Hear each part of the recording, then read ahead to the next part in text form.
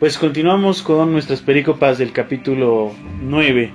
Después de haber comentado la transfiguración de Jesús en el video pasado, quiero ahora comentar con ustedes la perícopa del versículo 33 al 37. Antes de empezar con ella, quiero decir lo que hay entre la transfiguración y esta perícopa. Después de que Jesús baja de la montaña, una vez pasada la transfiguración, y después de haber platicado un poco sobre por qué los letrados dicen que primero tiene que venir Elías antes de la resurrección, pues ya bajan y se encuentran con los otros discípulos, pero encuentran como con una sorpresa de que están los discípulos con un gran gentío y discutiendo con los letrados, unos letrados, aparentemente porque los discípulos no pudieron pues sacar o exorcizar el demonio de un niño con epilepsia. Ya antes hemos explicado qué significa esto de los exorcismos en el Evangelio y más. Bueno, entonces el relato pues continúa con que Jesús ayuda a este niño. En esta perícopa se resalta la fe, el tema de tener fe. Dice Jesús, todo es posible para quien cree. Y después va a terminar la perícopa solo con los discípulos en una casa. Le van a preguntar a los discípulos a Jesús por qué ellos no pudieron expulsar el demonio. Y Jesús termina diciéndoles que esa clase, ¿no?, de demonios solo sale a fuerza de oración. En el versículo 29b. Entonces, pues sin duda en esta perícopa se quiere resaltar fe y oración, aspectos importantes que debe vivir el discípulo. Todo el capítulo va a estar como caracterizado por enseñanzas como más cercanas, más estrechas hacia los discípulos. Y luego a estos mismos discípulos se les va a volver a decir ya en el versículo 30 al 32, pues que Jesús va, ya recorriendo Galilea, dice, Jesús va a morir, pero va a resucitar al tercer día. Y nos va a decir el versículo 32 que los discípulos no entendían qué significaba eso, pero que tampoco se atrevían a preguntarle. Y hasta ahí son las dos partes que están entre la transfiguración y esta perícopa del versículo 33 al 37. Bien. Entonces ahora vamos justo a leer esta perícopa que queremos analizar. Nos dice, llegaron a Cafarnaúm y ya en casa les preguntó, ¿de qué hablaban por el camino? Se quedaron callados porque por el camino habían estado discutiendo quién era el más importante. Se sentó, llamó a los 12 y les dijo, el que quiera ser el primero, que se haga el último y el servidor de todos. Después llamó a un niño, lo colocó en medio de ellos, lo acarició y les dijo, quien reciba a uno de estos niños en mi nombre, a mí me recibe. Quien me recibe a mí, no es a mí a quien recibe, sino al que me envió.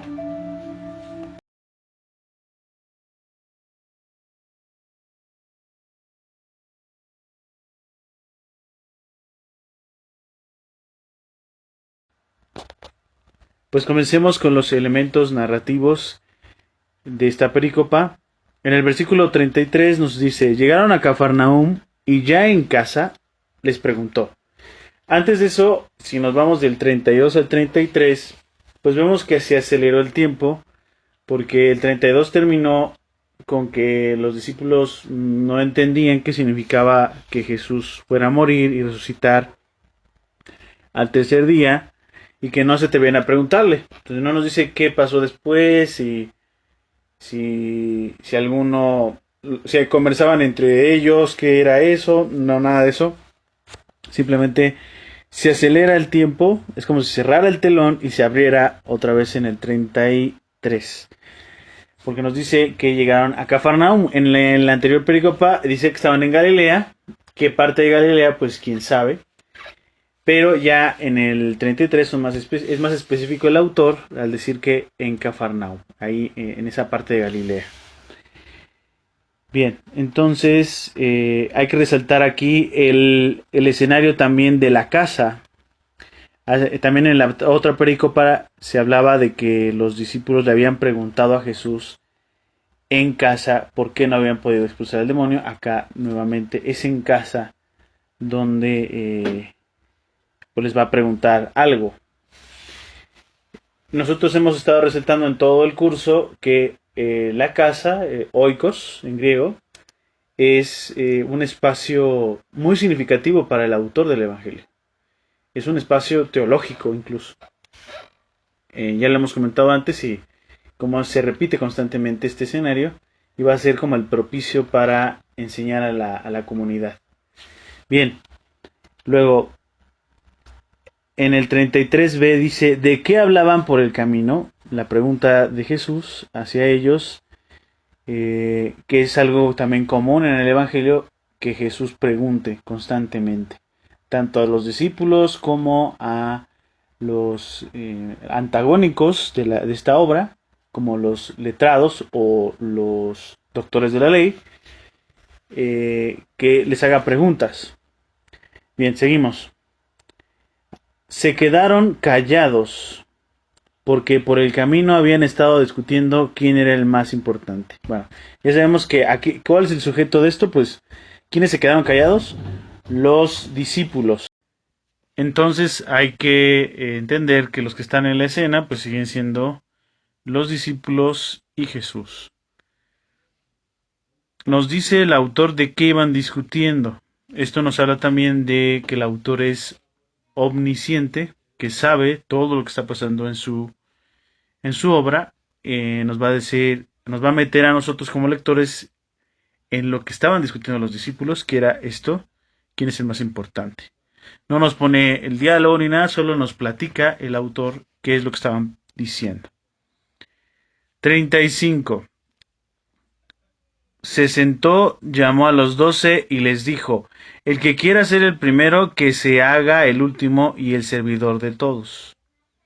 Entonces, fíjense, la actitud de Jesús, pues también aquí ha cambiado este sentido de Jesús. No los regaña inmediatamente, no les dice o los increpa, ¿no? Como otros momentos. O no lo escuchamos diciendo lo que en el versículo 19 les dice, ¿no? Qué generación tan incrédula, hasta cuándo tendré que estar con ustedes, en fin. No le responde así, simplemente como que con calma Jesús le dice, a ver, bueno, vamos a sentarnos, se sientan, ¿verdad? Y les empieza a decir la enseñanza, les empieza a decir quién sería el más importante. Jesús lo toma con mucha calma. Y luego dice en el 36, después llamó a un niño, lo colocó en medio de ellos, lo acarició y le dijo. Bien, en el 36, pues no sabemos de dónde salió este niño. Si era a lo mejor, si estaban primero en qué casa, quién sabe. En casa de quién no nos dice. Si estaban en casa de Pedro, de Santiago, de Juan, no nos dice. Tampoco nos podemos saber este niño de dónde salió. Simplemente se agregó a la escena y no dice tampoco nada del niño. No sabemos si era hijo de Pedro, de Santiago, no sabemos. Simplemente pues eso no es relevante. Lo relevante para el autor va a ser este personaje, lo que simboliza este personaje del niño. Ahorita lo vamos a comentar en la parte teológica. Dice, después llamó a un niño y lo colocó en medio de ellos. Fíjense los verbos. Llamó, colocó, acarició. 3 verbos. Los clásicos de Marcos, hemos comentado en las clases también, que Marcos es parte de su estilo poner grupos de 3 verbos.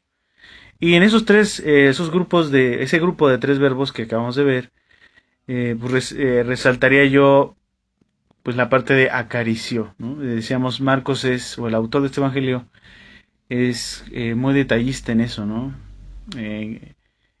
este tipo de verbos, pues no los vamos a encontrar tan fácilmente en los otros evangelios, menos en el de Juan. Pero eso es algo que me gustaría resaltar, pues narrativamente, que el autor se anime a poner este tipo de verbos. Eh, bueno, en el versículo 37 nos va a decir: quien reciba a uno de estos niños en mi nombre, a mí me recibe. Quien me recibe a mí, no es a mí a quien recibe, sino al que me envió.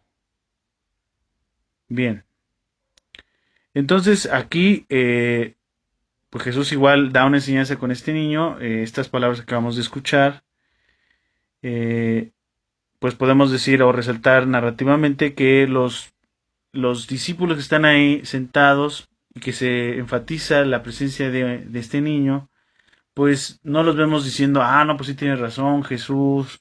No vemos que ellos respondan: pero ¿por qué como un niño si son insignificantes para nuestra cultura? Bueno, obviamente para los judíos en ese tiempo. Ahorita vamos a explicar un poco más de eso. O sea, no vemos ninguna reacción de los discípulos. Simplemente, como otras veces los hemos visto como personajes, escuchan a Jesús y, y aceptan su enseñanza. Nada más. No tienen que decir otras palabras, porque al no decirlas, hemos estado viendo, pues es una manera en el Evangelio de aceptarla, ¿no? De aceptar eso que Jesús les acaba de decir.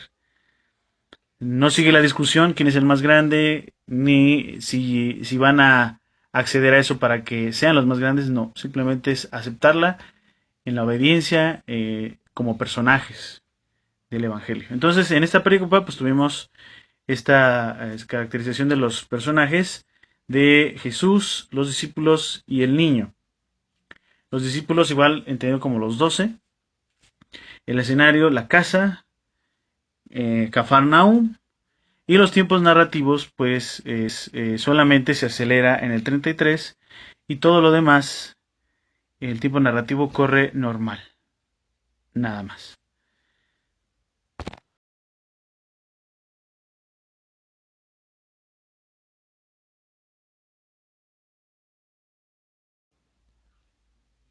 En los elementos teológicos quiero resaltar tres cosas. La primera es el camino, la otra el servicio y la última la encontramos en el quiasmo del versículo 37, donde se nos va como a proyectar la importancia de descubrir la presencia de Dios en los que se consideraban más insignificantes en esa época.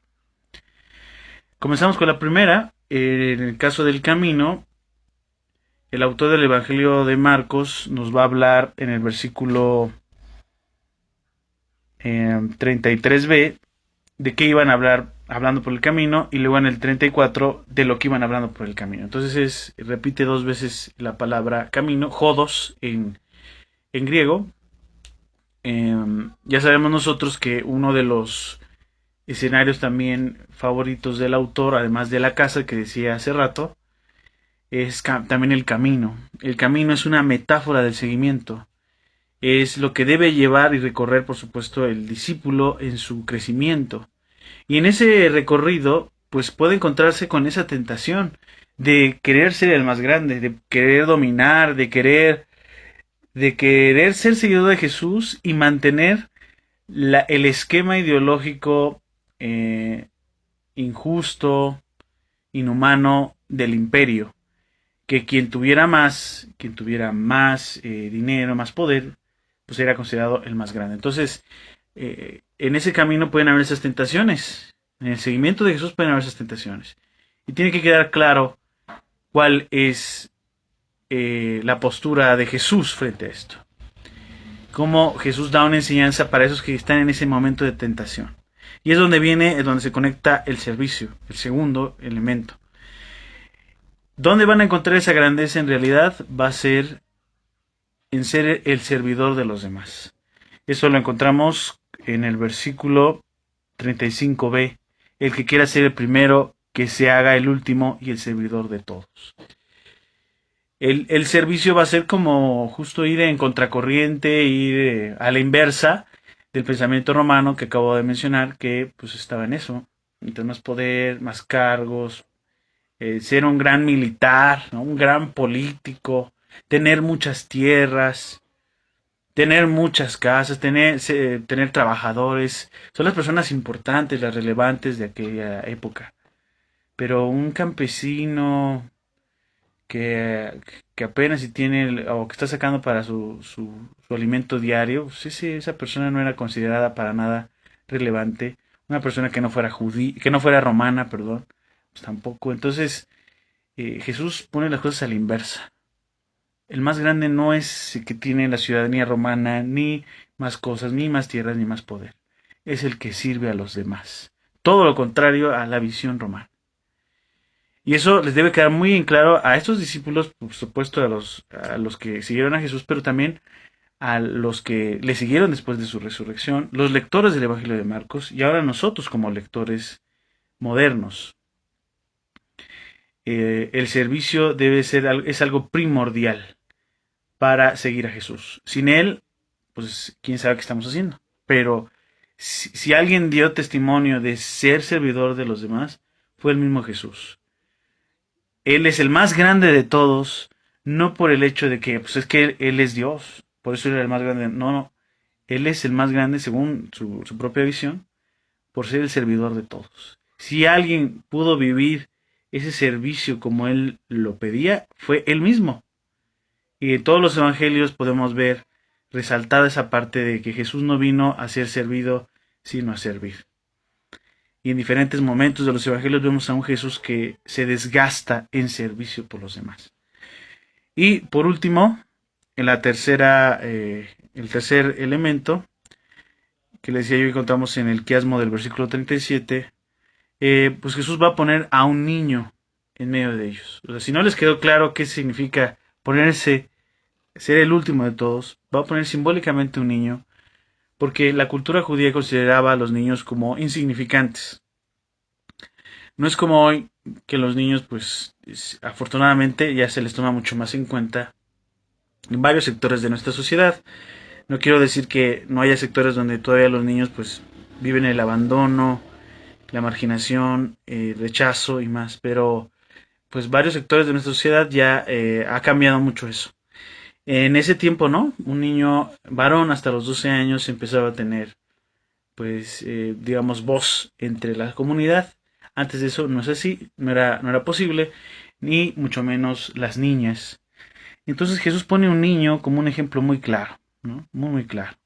Que a Dios se le descubre en eso. Si se le va a servir a Dios, tiene que ser en los que son considerados más insignificantes, en los más pobres, en los marginados. Ahí es donde se le sirve a Dios. Y eso es lo que eso es lo que te hace grande. Eh, y cómo lo ilustra Jesús, dice, bueno, pues quien lo recibe a él, me recibe a mí. Y quien me recibe a mí, recibe al que me envió. Entonces, es esa descubrir en los más olvidados, los más rechazados, a descubrir a Dios. Porque la pregunta del servicio, pues podría ser muy pertinente, ¿no? Bueno, ok, hay que servir a los demás, pero a quién particularmente? ¿A todos?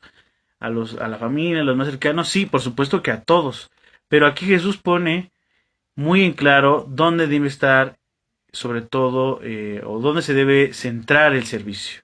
Se debe centrar sobre todo en los más vulnerables, socialmente hablando, en los más vulnerables de la comunidad, de la familia. En esos, en eso se debe enfatizar el servicio, porque en ellos descubriremos la presencia de Dios, la presencia de Jesús, que nos llama, que nos impulsa, que nos mueve.